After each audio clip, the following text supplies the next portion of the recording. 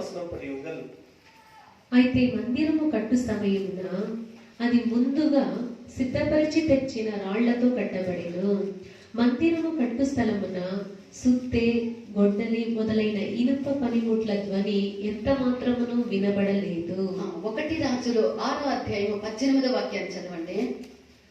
మందిరము లోపనున్న దేవదారు పలకల మీద గుబ్బలను వికసించిన పువ్వులను చెక్కబడి ఉండెను. అంతయు దేవదారు కర్ర పనియే, రాయి ఒకటైనా కనబడలేదు. ராயி ఒకటైనా కనబడలేదు. 18ஆம் வசனத்தை வாசிங்க. 1 ராஜாக்கள் புஸ்தகம். ஆலயத்திற்குள் இருக்கிற கேதூரு மரங்களில் மொக்குகளும் மலர்ந்த பூக்களுமான சித்திர வேலை செய்திருந்தது. பார்வைக்கு ஒரு கல்லாகிலும் காணப்படாமல் எல்லாம் கேதுரு மரமாய் இருந்தது. హల్లెలూయా.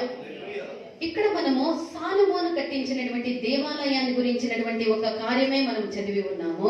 ఈ படித்த వచనத்திலே సాలొమోన్ என்பவர் కట్టి முடித்த தேவனுடைய ஆலயத்தை குறித்து படிக்கிறோம். ఈ ఆత్మిక జీవితం అన్నది కూడా ఒక మందిరమో లేక ఒక కట్టడముగా కట్టబడుతూ ఉన్నది. நம்முடைய ஆலயம் என்ற நம்முடைய இதயம் கூட ஒரு ஆலயமாக ஒரு మందిరం ஒரு దేవుడి கோயிலாக கட்டப்பட்டு మన దేహము దేవునికి ఆలయమై ఉన్నదని వేదములో ఉన్నది. நம்முடைய இருதயமே దేవునికి ஆலயமா இருக்கிறது என்ற வசனம் சொல்லுகிறது. మనమే దేవునికి ఆలయమై ఉన్నాము. நாமே தேவனுடைய ஆலயமாக 1 కొరింథీయులు 6వ అధ్యాయం 19వ వాక్యాన్ని చదవండి. 1 కొరింథీయులు 6వ అధ్యాయం 19వ వచనం పడియుంగల్. మీ దేహము దేవుని వలన మీకు అనుగ్రహింపబడి మీలోనున్న పరిశుద్ధాత్మక ఆలయమై ఉన్నదని మీరెరుగరా? మీరు ఎరుగరా? మీరు దేవునికి ఆలయమై ఉన్నారు. మీ దేహము దేవునికి ఆలయమై ఉన్నదని మీరు ఎరుగరా అని పౌలు ఇక్కడ చెప్తూ ఉన్నారు. நீங்களும் உங்கள் சரீரம் வந்து தேவனுடைய ஆலயமாக இருக்கிறீர்கள், நீங்கள் இன்னும் அறியாமல் இருக்கிறீர்களா என்று பரிசுத்த பவுல் அங்கே சொல்கிறார். అనగా మనము దేవుని యొక్క ఆలయమై ఉన్నాము. அப்படி என்றால் நாம் எல்லாரும் தேவனுக்கு ஒரு ஆலயமாக இருக்கிறோம். దావీదు కుమారుడైనటువంటి సాలొమోను దేవునికి ఆలయము కట్టే. தாவீதின் குமாரனாகிய சாலமோன் என்பவர் தேவனுக்கு என்று ஒரு ஆலயத்தை கட்டினார். దేవునికని ఆలయం కట్టినటువంటి ఆ యొక్క సమయంలో సాలొమోను ఆలయం కట్టినటువంటి ఆ యొక్క సమయంలో ఆ మందిరం కట్టినటువంటి ఆ యొక్క సమయంలో ఇనుప పనిముట్ల యొక్క ధ్వని అక్కడ వినబడలేదని ఇక్కడ వాక్యములో మనం చదివి ఉన్నాము. இந்த சாலமோன் அந்த ஆலயத்தை கட்டுகிற அந்த நேரத்திலே எந்த ஒரு கல்லை உடைக்கிற சத்தமாகிலும் சரி, அப்படிப்பட்ட கட்டுகிறவன சத்தம் எதுவும் கேட்கப்படவில்லை என்று சொல்லப்படுகிறது. పనిముట్ల యొక్క ఇనుపు పనిముట్ల యొక్క శబ్దం అక్కడ వినబడలేదు. அங்கே சுத்தியினாலே செய்ய அமிதமாக படுகிற எந்த ஒரு வேலையின் சத்தமாகிலும் கேட்கப்படவில்லை என்று வசனம் சொல்லுகிறது. ప్రియమైనటువంటి దేవుని యొక్క బిడ్డ, నువ్వు దేవునికి ఆలయముగా కట్టబడుతూ ఉన్నావు. ప్రియమైన దేవుని పిల్లయే, నీ కూడా దేవునికి ఒక ఆలయముగా కట్టబడుతూ నువ్వే ఉన్నావు. దేవుని యొక్క ఆలయమై ఉన్నావు.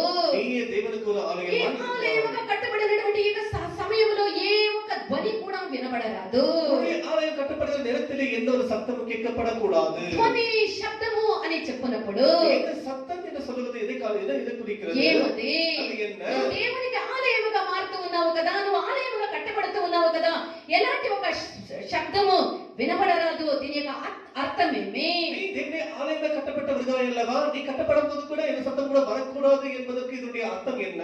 దీని యొక్క అర్థం ఏమనగా సనిగేది, గొనిగేది, వాగ్వాదాలు, నేరాలు మోపేది, ఒక్కరితో ఒకరు గొడవలు పడేది, ఇవన్నీ కూడా దేవుని యొక్క ఆలయముగా కట్టబడినటువంటి మన యొక్క జీవితంలో ఉండరాదు.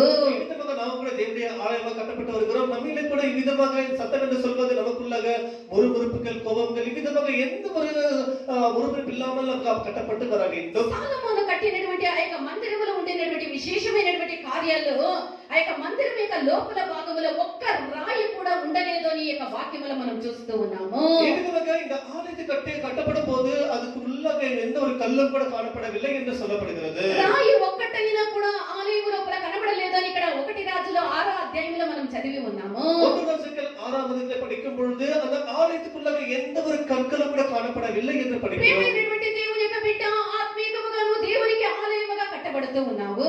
ప్రియమైన దేవుని పిల్లయే, ఆవికురి విధంగా నీ కూడా దేవునికి ఒక ఆలయముగా కట్టపట్టు నువ్వు ఆలయముగా కట్టబడినటువంటి నీ యొక్క జీవితంలో రాయి ఒకటి కూడా ఉండకూడదు. ஆலயமாக கட்டப்படுகிறது உன்னுடைய ஜீவிதத்தில் இந்த கற்கள் வந்து காணப்படக்கூடாது. ఒక్క రాయి కూడా నీ యొక్క జీవితంలో ఉండకుండా నువ్వు దేవునికి ఆలయముగా కట్టబడాలి. ஒரு கல்லாகிலும் சரி காணப்படாமல் உன்னுடைய ஆலயம் கட்டப்பட வேண்டும். దేవుని యొక్క వాక్యం యొక్క వెలుగులో ఈ యొక్క రాయి అనే దానికి ఏమి అర్థాలు అని మనం ఇప్పుడు తెలుసుకుందాము గాక.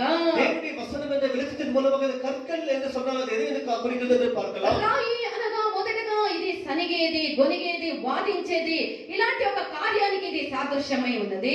இந்த கற்கள் என்று சொல்வது நம்ம இதுக்குள்ளாக முறுமுறுப்பது, அவ்விதமாக தேவனிடத்தில் அவ்விதமாக கேள்விகளை கேட்பது, இப்படிப்பட்ட காரியங்களை இது காட்டுகிறது. నిర్గమకాండము 17వ అధ్యాయము 4వ వాక్యాన్ని చదవండి. யாத்திரையாகமம் 17ஆம் அதிகாரம் 4ஆம் வசனம். Exodus 17 chapter 4th verse. అప్పుడు మోషే యెహోవాకు మొరపెట్టుచు, ఈ ప్రజలు నేనేమి చేయుదును, కొంతసేపటికి నన్ను రాళ్లతో కొట్టి చంపుదురు అనెను. మోషే ఇప్పుడు యెహోవాకు తమిళ చదవండి. மோசே கர்த்தரை நோக்கி மோசே கர்த்தரை நோக்கி கூப்பிட்டு இந்த ஜனங்கள் நான் என்ன செய்வேன், நான் என்ன செய்வேன், இவர்கள் என் மேல் கல்லெறிய பார்க்கிறார்களே, இவர்கள் என் மேல கல்லெறிய பார்க்கிறார்களே என்று మోసే కర్తరిడతల మొరయిట్టార్. దేవుని దగ్గర మోషే ఏమని చెప్తూ ఉన్నారు? మోసే దేవుడు என்ன சொல்லுகிறார்? దైవమే ఈ యొక్క ప్రజలను రాళ్ళు రువి చంపాలి అని కనిపెట్టుకొని ఉన్నారని దేవుని దగ్గర మోషే మొరపెట్టే, கர்த்தாவே இந்த ஜனங்கள் என் மேல் கல்லெறிய வேண்டும் என்று பார்க்கிறார்களே என்று கர்த்தரிடத்தில் முறையிட்டார். ఎందుకు నడిపించినటువంటి యొక్క మోషేకు విరోధముగా ఈ సర్వ సమాజమైనటువంటి యొక్క ఇశ్రాయేలీయులు రాళ్ళు రువ్వేదానికి సిద్ధమైరి అంటే, எதற்காக இந்த ஜனங்களை நடத்தி வருகிற இந்த மோசேயின் மூலமாக மோசே மேலாக இவர்கள் கற்கள் எறிய வேண்டும் என்று பார்க்கிறார்கள் என்று சொன்னார். అదే నిర్గమకాండము మొదటి 3 వాక్యాల్లో మనకు తెలుస్తుంది. இது யாத்திரையாகமம் 17ஆம் அதிகாரத்திலே படித்தால் நமக்கு தெரியும். யாத்திரையாகமம் 17ஆம் அதிகாரம் முதல் 3 வசனங்கள். Exodus 17 chapter first 3 verses. பின்பு இஸ்ரவேல் புத்திரராகிய சபையார் எல்லோரும் கர்த்தருடைய கட்டளையின்படியே சீனா வனாந்தரத்தில் இருந்து புறப்பட்டு பிரயாணம் பண்ணி ரிவீதியிலே வந்து பாளையம் இறங்கினார்கள். அங்கே ஜனங்களுக்கு குடிக்க தண்ணீர் இல்லாதிருந்தது. அப்பொழுது ஜனங்கள் மோசேயோட வாதாடி, நாங்கள் குடிக்கிறதற்கு எங்களுக்கு தண்ணீர் தர வேண்டும் என்றார்கள்.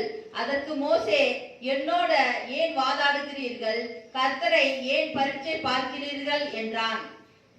ஜனங்கள் அவ்விடத்திலே தண்ணீர் தவனமாயிருந்தபடியால் அவர்கள் மோசேவுக்கு விரோதமாய் முறுமுறுத்து, நீர் எங்களையும் எங்கள் பிள்ளைகளையும் எங்கள் ஆடு மாடுகளையும் தண்ணீர் தவனத்தினால் கொன்று போட எங்களை எகிப்திலிருந்து ஏன் கொண்டு வந்தீர் என்றார்கள். హల్లెలూయా. చూసినారా, ఎందుకు మోషేను రాళ్ళు రువి జనాలు సంపాలి అంటే, అరణ్యములో వచ్చినటువంటి ఇక ఇశ్రాయేలీయులకి నీళ్లు కొదవైనందువల్ల, నీళ్ళ యొక్క అవసరత అయినందువల్ల వాళ్ళు వాదించి సనిగి గొనిగి మోషేకి విరోధముగా నిలిచిరి. இந்த இஸ்ரவேல் ஜனங்களை அவன் வனாந்தர வழியாக நடத்தி வந்த பொழுது அந்த வனாந்தரத்திலே அந்த இஸ்ரவேல் ஜனங்களை குடிப்பதற்கு மற்றும் உருவப்படுத்துவதற்கு தண்ணீர் அதற்கு இல்லாதப்படுவது நிமித்தமாக இப்பொழுது மோசேயோடு வாதாடி இப்பொழுது அவன் மேல் கல்லெறிய வேண்டும் என்று సమాజము కూడా యెహోవా మాట చొప్పున ప్రయాణము చేసి సీను అరణ్యముకు ప్రయాణమైపోయి అక్కడ రెఫీదీములో వాళ్ళు దిగిరి.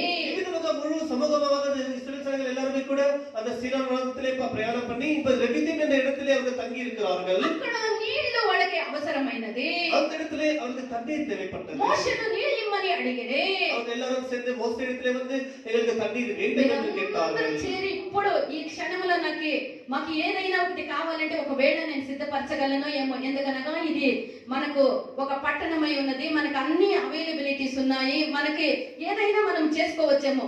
అరణ్యములో ఏమీ లేనటువంటి ఒక స్థలములో ఎండ నిండినటువంటి ఆ యొక్క ఇసుక బాటలో నడిపించినటువంటి మోషే పురుషులు మాత్రమే 6 లక్షల మంది అంటే 6 లక్షలు, 6,000 కాదు, 60,000 కాదు, 6 లక్షల మంది పురుషులు, ఇంకా స్త్రీలు దానికంటే రెండంతలుగా ఉంటారు, ఇంకా పిల్లలు అంతా చేరి దాదాపు ఒక 20 లక్షల మందికి ఒకేసారి నీళ్ళు కావాలంటే మోషే ఏమి చేయగలడు? వాడు దేవుణ్ణి అడిగేదానికి ప్రతిగా మోషేని అడిగి, మమ్మల్ని మా పిల్లల్ని చంపేదానికే ఐగుప్తుల నుండి నువ్వు ప్లాన్ వేసి తీసుకొని వచ్చినావా ఈ ఎడారికి? మాకు ఇప్పుడు నీళ్లు కావాలి, నీళ్లు ఇవ్వు, లేకపోతే నిన్ను రాళ్ళు రువ్వి చంపేస్తామని మోషేకి విరోధముగా సనిగి రాళ్ళు రువ్వేదానికి వాళ్ళు సిద్ధపడిరి. எங்களையும் குடும்பங்களையும் பிள்ளைகளையும் ஆடு மாடு எல்லாவற்றையும் கூட அந்த எகிப்திலிருந்து கொண்டு வந்து இங்க வனாந்தரத்தில் எங்களை கொண்டு போடும்படி பார்க்கிறாயா என்று அவை அவிதமாக மோசேக்கு கல்லெறிய வேண்டும் என்ற ஜனங்கள் எல்லாம் முறுமுறுத்து கொண்டு நின்றார்கள். సనిగి గొనిగి మోషేకి విరోధముగా రాళ్ళు రువ్వేదానికి సిద్ధమైరి. இப்பொழுது அவர்கள் எல்லாம் வாதிட்டு வாதம் செய்து பிறகு முறுமுறுத்து இப்பொழுது மோசேயின் மேலே கல்லெறிய வேண்டும் என்று நினைத்துக் கொண்டிருக்கிறார்கள். ఆత్మిక జీవితంలో ఆలయముగా కట్టబడినటువంటి నీ యొక్క జీవితంలో ఈ యొక్క రాయి ఉండరాదు. ప్రియమైన దేవుని పిల్లలు, ஒரு ஆவிக்குரிய ஆலயமாக கட்டப்படுகிற முழுக்களாக இந்த அந்த கல்லானது இருக்க கூடாது. నేరాలు మోపేది, వాగ్వాదాలు చేసేది, తర్కాలు చేసేది, సనిగేది, ఇలాంటివి ఆత్మిక ఆలయముగా కట్టబడినటువంటి మన జీవితంలో ఇలాంటి ఒక రాయి మనకు ఉండరాదు. இந்த குற்றங்களை சுமத்துவது, பிறகு வாதாடுவது, முறுமுறுப்பது, கேள்விகளை கேட்பது, இப்படிப்பட்ட இந்த கற்களானது ஆலயமாக கட்டப்படுகிற முழுக்கூடாக இருக்கக்கூடாது. నువ్వు నిజముగా ఇలాంటి ఒక సనిగి గొనిగి తర్కాలు చేసి వాదించేటటువంటి ఒక జీవితం కలిగి ఉంటే నువ్వు రాయిని యొక్క జీవితంలో ఉన్నది నువ్వు రాయితో దేవుని యొక్క ఆలయముని నువ్వు కట్టలేవు. இவ்விதமாக உனக்குள்ள இந்த வாதாடுகிற சுபாவம், இவ்விதமாக தர்க்கங்கள் செய்கிற சுபாவம், இப்படி முறுமுறுக்க சுபாவம் இருக்குமே ஆகிய இவைகளை கற்களா இருக்கிறது, கற்கள் உனக்குள்ளாக இருக்கக்கூடாது. 1 కొరింథీయులు 10వ అధ్యాయము 10వ వాక్యాన్ని చదవండి. 1 కొరింథీయులు 10వ అధికారం 10వ వచనం. 1 Corinthians 10th chapter 10th verse. మీరు సనగకుడి, మీరు సనగకుడి. వారిలో కొందరు సనిగి సంహారకుని చేత నశించిరి. వారిలో కొందరు సనిగి సంహారకుని చేత నశించిరి. హల్లెలూయా. அவர்களில் சிலர் முறுமுறுத்து முறுமுறுத்து சங்காரக்காரனால் அழிக்கப்பட்டார்கள். அதுபோல நீங்களும் முறுமுறுக்காதிருங்கள். హల్లెలూయా. వచనం మనకు என்ன சொல்லுகிறது? వాక్యం మనకు ఏమి చెప్తూ ఉన్నది? ఈ వచనం మనకు என்ன சொல்லுது? మీరు సనగకుడి. நீங்கள் முறுமுறுக்காமல் இருங்கள். శోధనలు, బాధలు, కష్టాలు వచ్చినప్పుడు మనం మొదట చేసేది సనిగేది, గొనిగేది. మనము చేసేటటువంటి మొదట పనే దేవుడు ఏం చెయ్యొద్దు అని చెప్పిన అదే పని. సనిగేది, గొనిగేది, తల కొట్టుకునేది, వలపోసేది, నేరారోపణలు చేసేది, వాగ్వాదాలు చేసేది, ఈ నేరానికి కారణం వీళ్ళని వాళ్ళ మీద పెట్టేది, వీళ్ళ మీద పెట్టేది, ఇవన్నీ కూడా సనిగి గొనిగే వాళ్ళకి ఎంత గొప్ప శిక్ష వచ్చింది. సనిగి గొనగటం వల్ల వాళ్ళ మీదికి సంహార దూత ప్రవేశించి అనేకులు ఆ సంహార దూత వల్ల వాళ్ళు చనిపోయిరని ఇక్కడ మనం చూస్తూ ఉన్నాము. நம்முடைய கஷ்டங்கள் வரும்போது, சோதனைகள் வரும்பொழுது முதலாவது நாம் செய்கிறது என்னவென்றால் விதமாக முறுமுறுப்புறோம், பிறகு அதுக்கு காரணமானவர்களை தூஷிக்கிறோம், பிறகு தர்க்கம் செய்கிறோம், வாக்குவாதம் செய்கிறோம், இப்படிப்பட்ட காரியங்களை செய்கிறோம். ஆனால் இப்படிப்பட்ட காரியத்தை செய்தவர்கள் மேலே இந்த சங்காரம் வந்து அவர்களை சங்கரித்தக வேதத்திலே படிக்கிறோம். ఇశ్రాయేలీలందరూ కూడా నడిపించినటువంటి మోషే అహరోనులకు విరోధముగా లేసిరని మనం చూస్తూ ఉన్నాము. இஸ்ரவேல் எல்லாரும் கூட நடத்துகிறதால இந்த மோசே ஆரோனுக்கு விரோதமாக எழும்பினார்கள் என்று படிக்கிறோம். మోషే అహరోనుల పైన వాళ్ళు సనిగిరి అని సంఖ్యాకాండం 14వ అధ్యాయం 2వ వాక్యములో మనం చూడవచ్చు. என்னாகமம் 14వ அதிகாரம் 2వ வசனத்திலே அவர்களை நடத்தி வந்த மோசேக்கு விரோதமாக ஆரோனுக்கு விரோதமாக எழும்பினார்கள் என்று படிக்கிறோம். Numbers 14 chapter 2nd verse. మరి ఇశ్రాయేలీలందరూ మోషే అహరోనుల పైన సనుగుకొనిరి. మోషే అహరోనుల పైన సనుగుకొనిరి. 14వ అధ్యాయం 26, 27, 29 వాక్యాలు చదవమా. మరియు యెహోవా మోషే అహరోనులకు ఇలాగ సెలవిచ్చెను, నాకు విరోధముగా సనుగుచుండు ఈ చెడ్డ సమాజమును, నాకు ఇది మీకు కాదు, నాకు విరోధముగా సనుగుచూ ఉండేటువంటి ఈ చెడ్డ సమాజము నేను ఎంతవరకు సహింపవలెను, ఇశ్రాయేలు నాకు విరోధముగా సనుగుచున్న సనుగులను విని ఉన్నాను. ఇశ్రాయేలీయులు నాకు విరోధముగా సనుగుచూ ఉండేటువంటి ఈ సనుగుల్ని నేను విని ఉన్నాను. నీవు వారితో యెహోవాకు ఏదనగా నా జీవము తోడు, మీరు నా చెవిలో చెప్పినట్లు నేను నిశ్చయముగా మీ ఎడల చేసేదను. మీ శవములు ఈ అరణ్యములోనే రాలును. మీ శవములు, మీరు మీ ప్రాణాలు ఇక్కడే చనిపోయి మీ శవములు ఈ అరణ్యములోనే రాలును. మీ లెక్క మొత్తము చొప్పున మీలో లెక్కింపబడిన వారందరూ అనగా 20 ఏండ్లు మొదలుకొని పై ప్రాయము కలిగి నాకు విరోధంగా సనిగిన వారందరూ రాలిపోవుదురు. అందరూ రాలిపోవుదురు.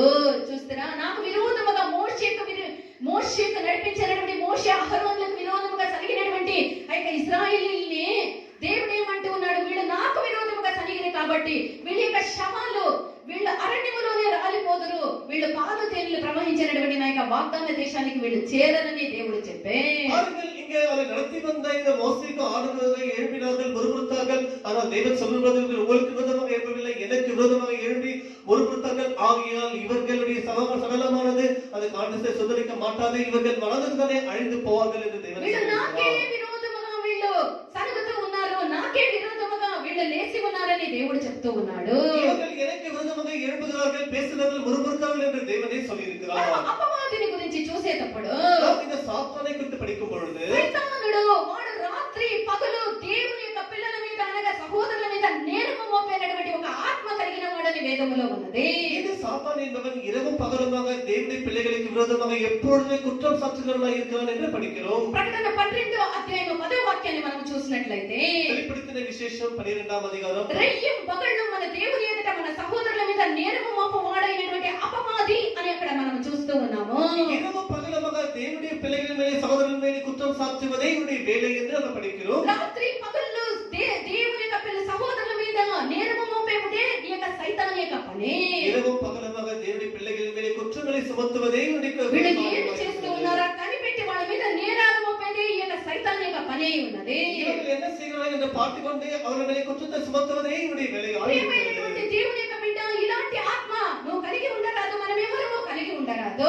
இப்படிப்பட்ட ஆவியை நாம் யாருமே உடையவர்களாக இருக்கக்கூடாது. నేరము మోపైనటువంటి ఆత్మ మనలో ఉన్నది అంటే குற்றம் சுமத்துற ஆவி நமக்குள்ளாக இருக்குமே, అది దేవుని యొక్క ఆత్మ కాదు, అది సైతాన్ యొక్క ఆత్మే. அது தேவனுடைய ஆவி அல்ல, சாத்தானுடைய ஆவியாக இருக்கிறது. ఆ యొక్క ఆత్మకు మనము చోటు ఇవ్వరాదు. அந்த ஒரு ஆவிக்கு நாம் இடம் கொடுக்க கூடாது. మనము ఆ నేరారోపణ చేసినటువంటి ఇతరుల మీద నేరం మోపి, ఇతరుల మీద మనం కుట్రలు కనిపెట్టి, ఇతరులు ఏ విధముగా ఉన్నారని చూసేది, వాళ్ళ మీద కుట్రలు మోపేది, మాట్లాడే ప్రతి మాటకి తప్పుడైనటువంటి అర్థాలను కనిపెట్టేది, జీవించినటువంటి ప్రతి జీవితానికి నేరాలను కనిపెట్టేది, వాళ్ళ మీద నేరాలు మోపేది, ఇలాంటి ఆత్మ మనం కలిగి ఉంటే నిశ్చయముగా అది అపవాది అయినటువంటి సైతాన్ యొక్క ఆత్మ. அவர்கள் அவிதமாக பேசுகிறார்கள் என்று அவர்கள் அதை கவனித்துக் கொண்டு அவர்கள் எப்படி ஜீவர்கள் என்று அதை பார்த்துக் கொண்டு அவர்கள் பேசுகிற பேச்சு அவர்கள் ஜீவிக்கிற நடத்தையும் பார்த்துக் கொண்டு அவர்கள் அவர்களை குற்றம் சுமத்துவது இதனுடைய சாத்தானுடைய ஒரு கிரியாக ఇలాంటి ఆత్మ దేవుని ఆలయముగా మందిరముగా కట్టబడినటువంటి మన యొక్క జీవితంలో కనబడరాదు. இப்படிப்பட்ட ஒரு ஆவியானது தேவனுடைய ஆலயமாக கட்டப்பட நமக்குள்ளது இப்படி ஒரு சுபாவம் இருக்கக்கூடாது. యెషయా 62వ అధ్యాయము 10వ వాక్యాన్ని చదవండి. யெசாயா 62వ అధ్యాయం 10వ వచనం படியுங்கள்.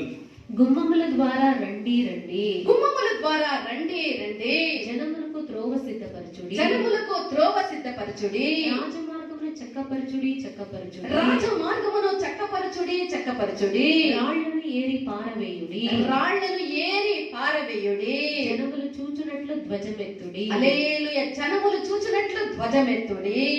தமிழ்ல வாசல்கள் வழியாய் பிரவேசியுங்கள் பிரவேசியுங்கள், ஜனத்துக்கு வழியாய் செவ்வைப்படுத்துங்கள், பாதையை உயர்த்துங்கள் உயர்த்துங்கள், அதிலுள்ள கற்களை பொறுக்கி போடுங்கள், அதிலே உள்ள கற்களை பொறுக்கி போடுங்கள், ஜனங்களுக்காக கொடியை ஏற்றுங்கள், జనங்களுக்காக కొడిயை ఏற்றுங்கள். అక్కడ ఉండేటువంటి రాళ్లను ఏరి పారవేయుడి అని ఇక్కడ మనం చూస్తూ ఉన్నాము.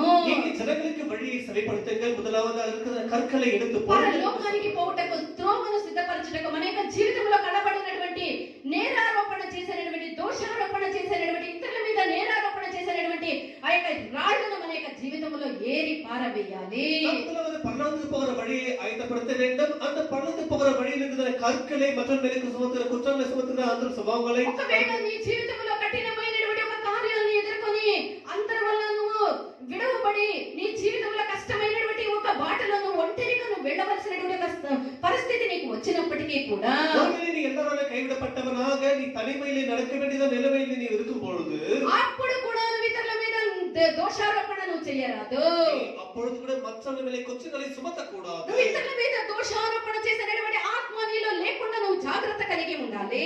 மற்றவர்கள் மேலே குற்றம் சுமத்துகிற ஒரு குற்றம் சுமத்துகிற ஆவி இல்லாமல் நீ உனக்குள்ளாக అప్పుడే నీ యొక్క జీవితము దేవునికి ఆలయముగా మారును, లేదా ఆలయముగా నీ యొక్క జీవితము కట్టబడను. அப்பொழுது நீ தேவனுக்கு ஒரு ஆலயமாக மாற முடியும். பிறகு உனக்குள்ளாக நீ தேவனுடைய ஆலயமாக நீ கட்ட மாறவும் முடியும். రెండవదిగా మనం చూసినట్లయితే இரண்டாவதாக பார்க்கும் பொழுது ఈ యొక్క రాయి మన యొక్క ఆంతర్యంలో ఉండినటువంటి అంతరంగ పురుషుని యొక్క మరణానికి సాదృశ్యమై ఉన్నది.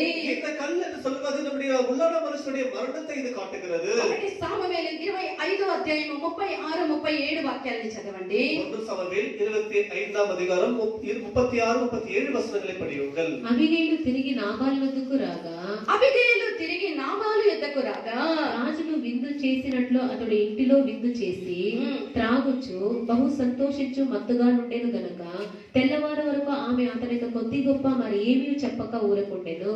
ఉదయమున నాబాలుకు మత్తు తగ్గి ఉన్నప్పుడు అతని భార్య అతనితో ఆ సంగతులను తెలియజెప్పగా భయము చేత అతని గుండె పగిలెను. అతడు రాతి వలె బిగిసికొని పోయెను. నాబాలు రాతి వలె బిగుసుకొని పోయెను. தமிழ்ல அபிகேயல் நாபாலிடத்தில் வந்தபோது, இதோ ராஜ விருந்துக்கு ஒப்பான விருந்து அவன் வீட்டிலே நடந்தது. அவன் இதயம் கலித்திருந்தது. அவன் மிகவும் வெறுத்துமாயிருந்தான். ஆகையால் பொழுது விழியும் மட்டும் சிறிய காரியமானாலும் பெரிய காரியமானாலும் ஒன்றையும் அவனுக்கு அறிவிக்கப்படவில்லை. பொழுது விடிந்தது. நாபாலின் வெறி தெளிந்த பின்பு அவன் மனைவி இந்த வர்த்தமானங்களை அவனுக்கு அறிவித்தாள். அப்பொழுது அவன் இதயம் அவனுக்குள்ளே செத்து அவன் கல்லை போல ஆனான். அவனுடைய இருதయం அவனுக்குள்ள செத்து அவன் కల్లై పోలానాన్. ఇక్కడ ఈ యొక్క వాక్యాల్లో నాబాలు నాబాలు యొక్క మరణాన్ని గురించి మనం చూస్తూ ఉన్నాము. ఈ వచనத்திலே நாபாலினுடைய மரணத்தை குறித்து படிக்கிறோம். ఈ యొక్క నాబాలు ఎవరు? இந்த நாபால் என்பவர் யார்? పర్వతములో నివసించేటువంటి ఒక మనిషిగా ఉండే இவன் கர்மேல் பர்வதத்தின் மேலே வசிக்கிற ஒரு மனிதனாக இருந்தார். దావీదు అడవిలో సౌలుకు భయపడి దాక్కున్నటువంటి సమయంలో இந்த தாவீது என்பவர் சவுலுக்கு பயந்து கொண்டு அவன் அவ்விதமாக அந்த வனாந்தரத்திலே அவன் ஒளிந்து கொண்ட நேரத்திலே ఇక నాబాలుకి ఎంతగానో సహాయపడినటువంటి ఒక మనిషి இந்த நாபாலுக்கு எவ்வளவோ உதவி செய்த ஒரு மனிதனாய் காணப்படுகிறான் இந்த ఇప్పుడు தாவீது. ఇప్పుడు అడవిలో పాలైనటువంటి ఈ యొక్క దావీదు ఏదైనా సహాయం చేయమని నాబాలుని అడిగినప్పుడు எப்பொழுது அந்த காட்டுக்குள்ளாக இருக்கிறதான இந்த தாவீது எனக்கு ஏதாவது உதவி செய் என்று அந்த நாபாலத்திலே கேட்கும் பொழுது నాబాలు ఏమంటూ ఉన్నాడు? இந்த நாபால் என்ன దావీదుడు నాకు వాడు తెలియదు నేనెందుకు చేయాలి అనేటువంటి ఒక మొరటైనటువంటి ఒక మాటలు చెప్పే இந்த தாவீது என்பவன் யார், அவன் எப்படிப்பட்டவன் எனக்கு தெரியாது என்று அப்படி ஒரு புரட்டான வார்த்தைகளை பேசுகிறான். అబీగయీలు నాబాలు యొక్క భార్య అయి ఉంటే ஆனாலும் அபிகேல் என்பவள் ஸ்திரீயானவள் அவனுக்கு மனைவியாய் இருக்கிறாள். ఆ యొక్క అబీగయీలు సుగుణశీలి ఆమె ఒక మంచి హృదయం కలిగినటువంటి ఒక మంచి వ్యక్తిగా ఉండే இந்த அபிகேல் என்பவள் மிகவும் நல்ல நடத்தை உள்ளவனாக நல்ல ஒரு பெண்மணியாய் இருந்தாள். దావీదు యొక్క కోపాన్ని చల్లార్చి నా ఏలినవాడా నువ్వు నీ యొక్క కోపాన్ని దాసుల మీద చూపవద్దని ఎంతగానో తనని తగ్గించుకొని దావీదుకి ఆమె తగ్గింపుతో దావీదుకి సత్కార్యము చేసినటువంటి ఒక మనిషి. ஆனாலும் நாபால் பேசினது நிமித்தமாக தாவீது அந்த கோபத்தை இவ்விதமாக அபிகேல் வந்து ஆண்டவனே அவன் பேலியாளின் மகனாக இருக்கிறான், உன்னுடைய கோபத்தை தணித்துக் கொள்ளும் என்று அவ்விதமாக எவ்வளவு அவன் பரிந்து பேசி இருக்கிறாள். ఇదంత పెద్ద కథ ఈ రోజు మనం ఈ ఉపదేశాన్ని అంటే మన ఉపదేశాన్ని మనము చెప్పలేము. అలాంటి ఒక మొరటోడు యొక్క నాబాలు దావీదునకు సహాయం చేసేదాన్ని పోగొట్టి సర్వ ఇశ్రాయేలీయులకి రాజు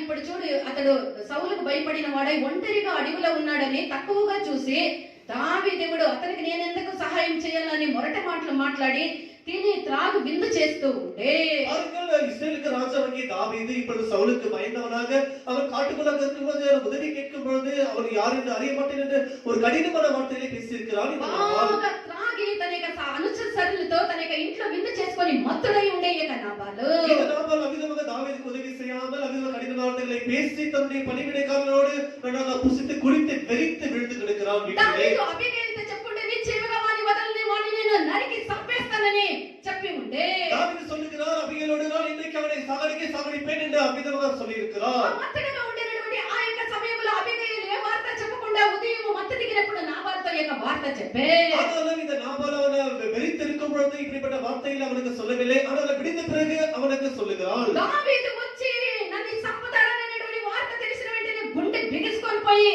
రాతిగాయి కొట్టక్కమని చనిపోయే ఈ యొక్క నాబాలు ஐயோ விடிந்த பிறகு தாவீது என்னை கொல்லப்படுவாரோ என்ற வார்த்தை கேட்ட உடனே அவனை விழுந்து கொள்ளாக செத்து அவ்விதமாக கல்லுப்பல மாறிவிட்டார்.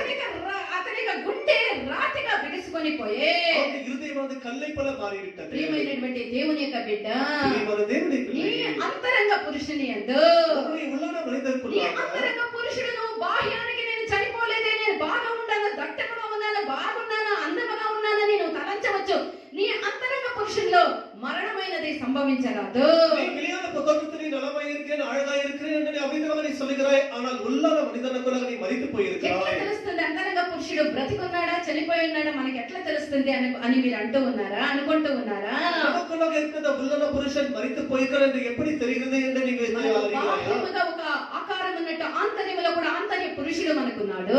நம்முடைய வெளியான புறத்தில் கூட ஒரு உள்ளான மனிதன் காணப்படுகிறார். పాపం యొక్క గ్రహింపు నీకు లేనప్పుడు నీ యొక్క ఆంతర్య పురుషుని యొక్క మరణము కలిగి ఉన్నదని అర్థము. உனக்கு பாவத்தின் அறிவு இல்லாமல் இருக்கும் பொழுது நீ அவ்விதமாக நீ உள்ளான மனுஷன் மரித்து போயிருந்தா. ఎప్పుడైతే మన యొక్క జీవితంలో పాపం యొక్క ఇది పాపము ఇది తప్పు అనేటువంటి ఆ యొక్క గ్రహింపు మనం కోల్పోతాము. எப்பொழுது இது பாவம் என்று நாம் உணராமல் அறியாமல் இருக்கிறோமோ அப்பொழுது நமக்குள்ள உள்ளான மனுஷன் மரித்து போயிருக்கிறார் என்று అప్పుడే మన యొక్క ఆంతర్య పురుషునిలో మరణము కలుగుతుంది. அப்பொழுது உள்ளான மனிதனுக்குள்ள நமக்கு மரணம் ஏற்படுகிறது. ఆ పురుషుడు చనిపోయి రాతి వలె బిగుసుకొని పోవుట గ్రహించుకొనవలేను.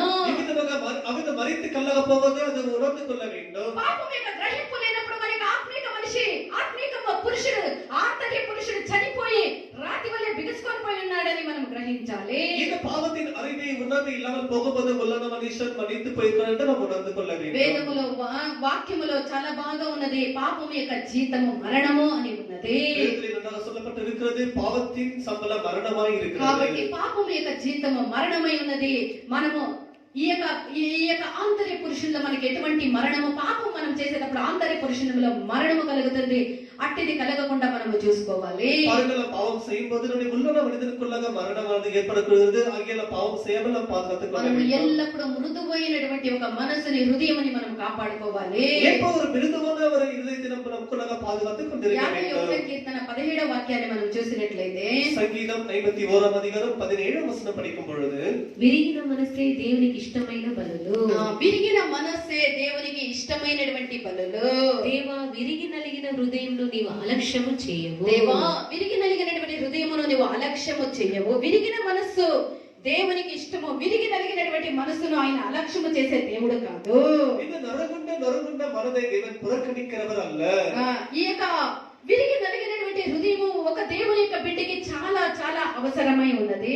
இந்த நறுங்குண்ட மனதை என்பது ஒரு மனிதனுக்கு, தேவனுடைய பிள்ளைக்கு மிகவும் హృదయము మనకు లేకపోతే మన యొక్క హృదయము రాతి గుండెగా మన యొక్క గుండె మారిపోవును. இந்த பாவத்தை அறிகிற ஒரு உணர்வு இல்லாமல் போனால் நம்முடைய இருதயம் வந்து ஒரு கல்லை போல மாறிவிடும். ప్రియమైనటువంటి దేవుని యొక్క బిడ్డ, దేవునికి ఆలయముగా కట్టబడినటువంటి నీ యొక్క జీవితంలో ఒక్క రాయి కూడా ఉండకుండా నువ్వు చూసుకోవాలి. தேவனுக்கு ஆலயமாக கட்டப்படுற உனக்குள்ள ஒரு கற்கள் கூட இல்லாமல் நீ అనగా பார்த்தால் నీ యొక్క జీవితంలో రాయి ఒక్కటి కూడా, అనగా కఠినమైనటువంటి ఒక్క కార్యము, కఠినమైనటువంటి హృదయము నీకు ఉండకుండా నువ్వు జాగ్రత్తగా ఉండాలి. அப்படி என்றால் இந்த கல் என்று சொல்லப்படுகிற எந்த ஒரு கடினமான சுபாவம், உடனே சுபாவம் உனக்குள்ள இருக்க இல்லாமல் பாதுகாத்துக் కఠిన கொள்ள హృదయమును మార్చి వేయాలి. విరిగి నలిగినటువంటి హృదయమును నువ్వు కలిగి ఉండాలి. உனக்குள்ள இந்த கடினமான இதயத்தை எடுத்து போட வேண்டும். உனக்குள்ள இந்த நறுகுண்ட இருதயமே இருக்க అప్పుడే வேண்டும். నువ్వు ఆలయముగా నువ్వు మారగలవు. அப்பொழுது நீ தேவனுடைய ஆலயமாக மாறுவாய். తర్వాతగా మనం చూసినట్లయితే பிறகு நாம் பார்க்கும் ఇక பொழுது, రాయి దేనికి సాదృశ్యమై ఉన్నది?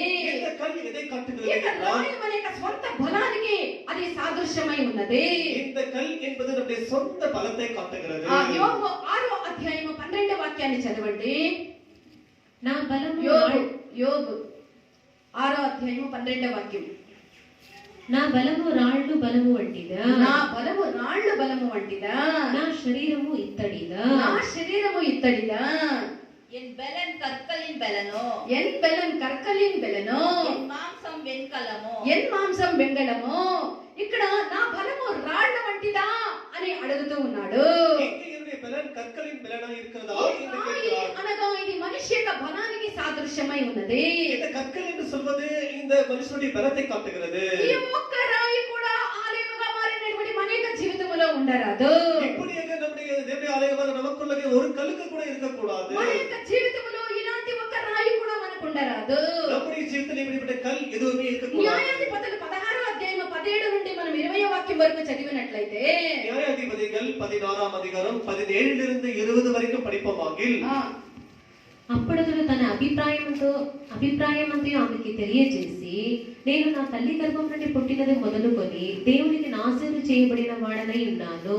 నా తల మీదికి మంగళ కత్తి రాలేదు. నాకు క్షౌరము చేసిన ఎడల నా బలము నాలో నుండి తొలగిపోయి ఇతర మనుషుల వలె అవుదునని ఆమెతో అన్నాను. ఇక్కడ సంసోనుని గురించి మనం చూస్తూ ఉన్నాము. பாருங்கள், இந்த வசனத்திலே இங்கே சிம்சோனை குறித்து సంసోను படிக்கிறோம். ఆయన మహా గొప్ప పరాక్రమశాలి. இங்கே சிம்சோன் மிகவும் பெரிய ஒரு பராக்கிரமசாலியாய் సంసోను இருக்கிறார். గొప్ప బలశాలిగా ఉన్నాడు. அவர் பெரிய பலசாலியாய் అతని இருக்கிறார். ఎదుట ఎటువంటి గొప్ప సైన్యం వచ్చినా, ఎంత బలశాలులు వచ్చినా ఏమీ లేకుండా దూసుకొని పోయి వాడిని ఏమీ లేకుండా నిర్మూలన చేయగలిగినటువంటి గొప్ప బలము సంసోను కలిగి ఉండే. இந்த சிம்சோனுக்கு முன்பாக எப்படிப்பட்ட பராக்கிரமசாலிகளும் சரி, எப்படிப்பட்ட பலவாகிலும் சரி, எப்படிப்பட்ட ஒரு சேனைகளும் இருக்க முடியாது. அதுக்குள்ள நுழைந்து எல்லாவற்றையும் வடவெட்ட అతని యొక్క செய்வார். బలము యొక్క రహస్యాన్ని ఒక ఫిలిస్తీయురాలైనటువంటి దెలీలా తెలుసుకునేదానికి కోరే. அப்படிப்பட்ட பலசாலி இருந்தால் பராக்கிரமசாலி இருந்த சிம்சோனுடைய பலன் எங்கே இருக்கிறது என்று அறிவுபடுத்தி இந்த பெலிஸ்தியனாகிய இந்த தெலீலாள் இப்பொழுது வந்திருக்கிறார். సంసోను యొక్క బలము అతని యొక్క ప్రతిష్టలోనే ఉండే.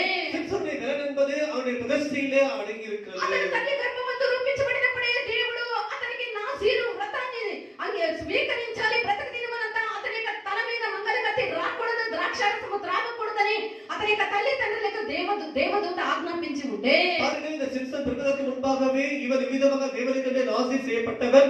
இவன் தேவனுக்கென்று இருக்க வேண்டும். தலையின் மேலே சவரக்கத்தி வரக்கூடாது, தச்சரசம் புசிக்கக்கூடாது என்று இப்படிப்பட்ட கட்டளைகளை தேவன் விதித்திருந்தார். న్యాయాధిపతిగా ఇశ్రాయేలీయుల శత్రువుల యొక్క చేతుల నుండి విడిపించినటువంటి బలశాలిగా దేవుడు తల్లి గర్భములోనే ఈ యొక్క సంసోన్ని ఎన్నుకొని ఉండే. இந்த சிம்சன் சிம்சோன் இவன் சத்துருக்கள் மூலமாக தேவனுடைய ஜனங்களை விடுதலை செய்வான் என்று அவிதமாக தேவனானவர் சொல்லியிருந்தார். అయితే ఈ యొక్క సంసోను తన యొక్క స్వంత బలము మీద ఆధారపడే ஆனாலும் சிம்சோன் தன்னுடைய சொந்த பலத்தின் மேலே ஆதாரப்பட்டார். ఇంకా మనము ఇంకా బాగా ఇప్పుడు బాగా మనకు తెలిసినటువంటి పదములో చెప్పాలంటే ఓవర్ కాన్ఫిడెన్స్ తన యొక్క స్వంత బలము మీద సిమ్సోను ఆధారపడే சொந்த பலத்தின் மேலே ஓவர் கான்பிடன்ஸ் மேலே அவன் ఆయన ஆதாரப்பட்டார். ఎటువంటి శత్రువునైనా కూడా నా బలము వల్ల నేను జయించగలను అనేటువంటి ఒక అభిప్రాయము సంసోనుకు వచ్చే எப்படிப்பட்ட சத்துருவாகிலும் சரி எவனாகிலும் சரி வீழ்த்துவேன் என்றவர் அவர் பெரியவர் அவள நம்பிக்கை வந்தது. ఎప్పుడైతే ఆ దెలీలా యొక్క మాటకు లోబడి అతడు తన యొక్క ప్రతిష్టను కోల్పోయినా எப்பொழுது அந்த பெலிஸ்தீனாகி அந்த தெலீலுடைய வார்த்தை கீழ்ப்படிந்து தன்னுடைய பிரதிஷ்டையை இழந்து விட்டானோ అతడు ప్రతిష్టను కోల్పోయినప్పుడు దేవుడు అతని వదిలి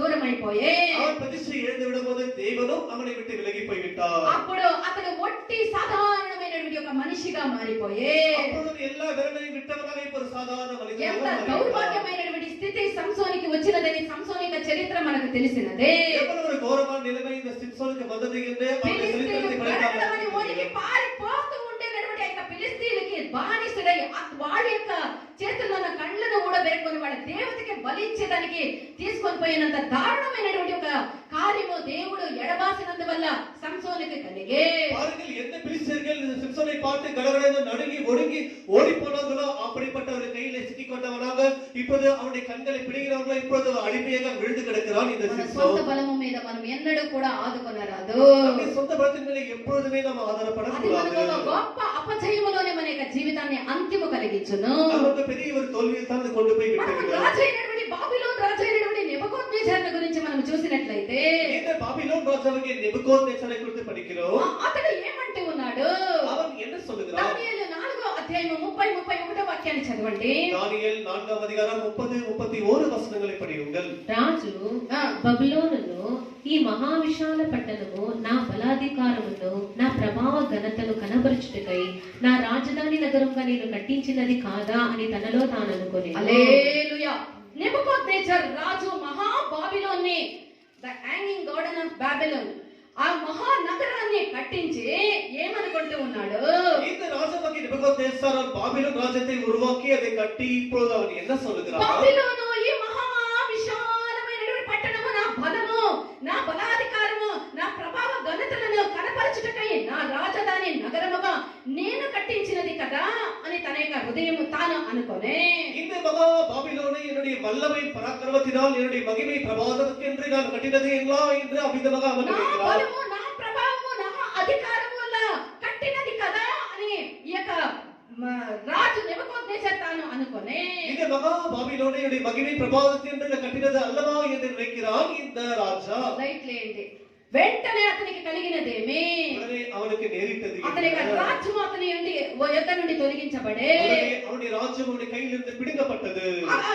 అతని యొక్క రాజ్యము అతని నుండి తొలగించబడి అతడు అడవికి పశువుల వలె మృగముల వలె గడ్డి మేసేటువంటి ఒక పరిస్థితి అతనికి వచ్చే அவனுடைய ராஜ்யம் அவனுடைய கையிலிருந்து பிடுங்கப்பட்டு இப்போது அவனை அவிதமாக காட்டுக்கு துரத்தப்பட்டான். ఇక్కడ இப்பொழுது దేవుని యొక్క బలము దేవుని యొక్క ఆధిపత్యము అని ఈ యొక్క నెబుకద్నెజర్ తలంచలేదు இது தேவனுடைய வரம், தேவனுடைய கிருபை, தேவனுடைய தயவு என்று அவன் நினைக்கவில்லை. నా బలము నా అధికారమును బట్టి అని అతడు తన యొక్క హృదయములో గర్వించే இது என்னுடைய பலன், என்னுடைய பிரதாபத்தினால் உண்டானது என்று அவன் கர்வப்பட்டான். అతడు అంత దారుణమైనటువంటి ఒక స్థితికి అతడు కొనిపోబడే பாருங்கள், அவன் ఎவ்வளவு ఘోరమైన నిలవికి దీని నుండి మనము తల్లబడ్డాడు. తెలుసుకునేటువంటి కార్యం ఏమనగా இதன் மூலமாக நாம் தெரிந்து మన கொள்ள జీవితంలో అతిశయించడానికి ఎన్ని కార్యాలు ఉన్నానో సరే நம்முடைய ஜீவித்துக்குள்ளாக நம்ம வேலை பாடுபடிக்க எத்தனையோ காரியங்கள் இருந்தாலும் கூட అది నా స్వంత బలము నా స్వంత జ్ఞానము నా స్వంత శక్తి నా యొక్క స్వంత పరాక్రమము నా స్వంత సామర్థ్యము నా స్వంత కష్టము అని మనం ఎప్పుడు కూడా తలంచరాదు இது என்னுடைய சொந்த பலன், சொந்த ஜீவியம், சொந்த அறிவு என்னுடைய தான் என்று நான் నేను కష్టపడి சொல்லக்கூடாது. పైకి వచ్చినాను నేను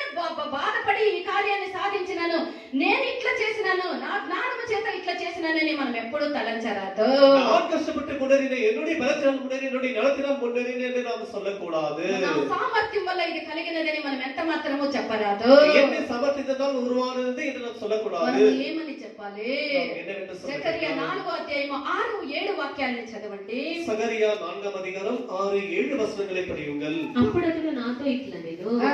జెరుబ్బాబెలునకు ప్రత్యక్షమగు యెహోవాకు ఇదే ఆ. శక్తి చేతనైనను శక్తి చేతనైనను బలము చేతనైనను కాక శక్తి చేతనైనను బలము చేతనైనను కాక గాక. నా ఆత్మ చేతనే ఇది జరుగునని సైన్యములకు అధిపతికి యెహోవా సెలవిచ్చెను. నా ఆత్మ చేతనే ఇది కలిగినని సైన్యములకు అధిపతియగు యెహోవా సెలవిచ్చెను. గొప్ప పర్వతమా, గొప్ప పర్వతమా, జెరుబ్బాబెలును అడ్డగించుటకు నీవు ఏ మాత్రపు దానవు? జెరుబ్బాబెలును అడ్డగించుటకు నువ్వు ఏ మాత్రపు దానవు? నీవు చదును భూమి వగదువు. నువ్వు చదును భూమి ఎగదువు. కృప కలుగును గాక, కృప కలుగును గాక, కృప కలుగును కృప గాక కలుగును గాక అని జనులు కేకలు వేసి కేకలు వేసిరి. అతను పైరాయి తీసుకొని పెట్టించి శక్తి చేతనైనను కాక, బలము చేతనైనను కాక, దేవుని యొక్క ఆత్మ చేతనే అయినది. నేను ఉండేది, నేను సాధించినది, నేను కలిగి ఉండేది అంతయు దేవుని యొక్క కృప కృప కృప కృప కృప అని చెప్పువారమై మనం ఉండాలి.